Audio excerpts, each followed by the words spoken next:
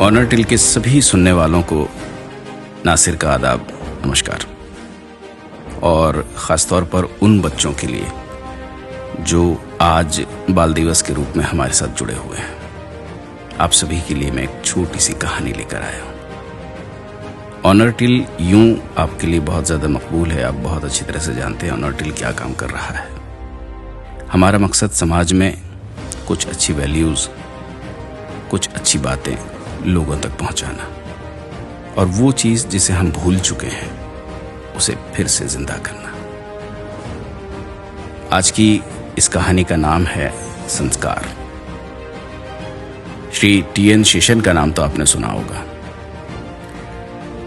मुख्य चुनाव आयुक्त थे, बल्कि यूं कहा जाए कि न सिर्फ थे बल्कि उन्होंने बताया कि चुनाव आयुक्त होता क्या है। वो एक मर्तबा परिवार के साथ छुट्टियां बिताने के लिए मसूरी जा रहे थे। परिवार के साथ उत्तर प्रदेश से निकलते हुए रास्ते में उन्होंने देखा कि पेड़ों पर कई गोरैया के सुंदर घोंसले बने हुए। अब जब उनकी पत्नी ने ये देखा तो अपने घर की दीवारों को सजाने के लिए 2 गोरैया के घोंसले लेने की इच्छा व्यक्त की। और जाहिर है ऐसा होता ही है, क्योंकि वो गोरैया के घोंसले होते ही इतने खूबसूरत हैं। तो उनके साथ जो पुलिसकर्मी चल रहे थे, तुरंत एक छोटे से लड़के को उन्होंने आवाज दी जो पास ही में मवेशियों को चरा रहा था, और उसे कहा कि वो पेड़ों पे से 2 गोरैया के घोंसले तोड़ के ला दो। लड़के ने इनकार में सिर हिला दिया। श्री शेषन ने सोचा कि शायद इसे कुछ पैसे दे दिए जाएं तो शायद काम कर देगा। 10 रुपए देने की पेशकश की, फिर भी लड़के ने इनकार कर दिया। अब श्री शेषन ने बढ़कर 50 रुपए देने की पेशकश की, लेकिन कमाल ये था कि फिर भी लड़के ने हामी नहीं भरी। पुलिस ने जब लड़के को धमकी दी और उसे बताया कि साहब जज हैं, तुझे जेल में भी डलवा सकते हैं, गंभीर परिणाम भुगतने होंगे, लड़का तब श्रीमती और श्री शेषन के पास गया और कहा, साहब मैं ऐसा नहीं कर सकता, उन घोंसलों में गोरैया के छोटे बच्चे हैं।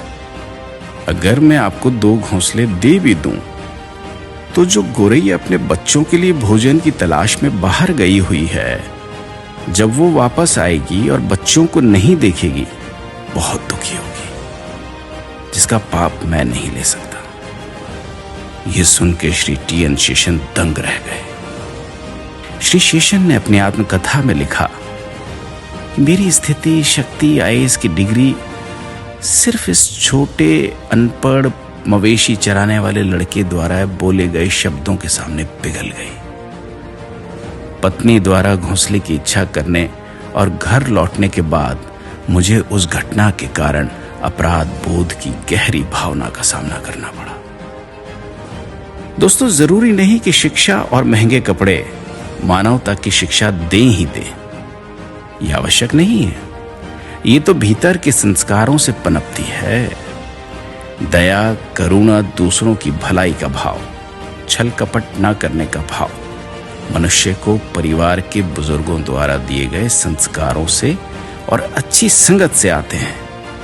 और अगर संगत बुरी है तो अच्छे गुण आने का प्रश्न ही नहीं है। दोस्तों, एक छोटी सी कहानी थी, खास आपके लिए, मेरे ऑनर टिल के साथियों के लिए, उनके बच्चों के लिए। उम्मीद है आपको पसंद आई होगी। शुक्रिया।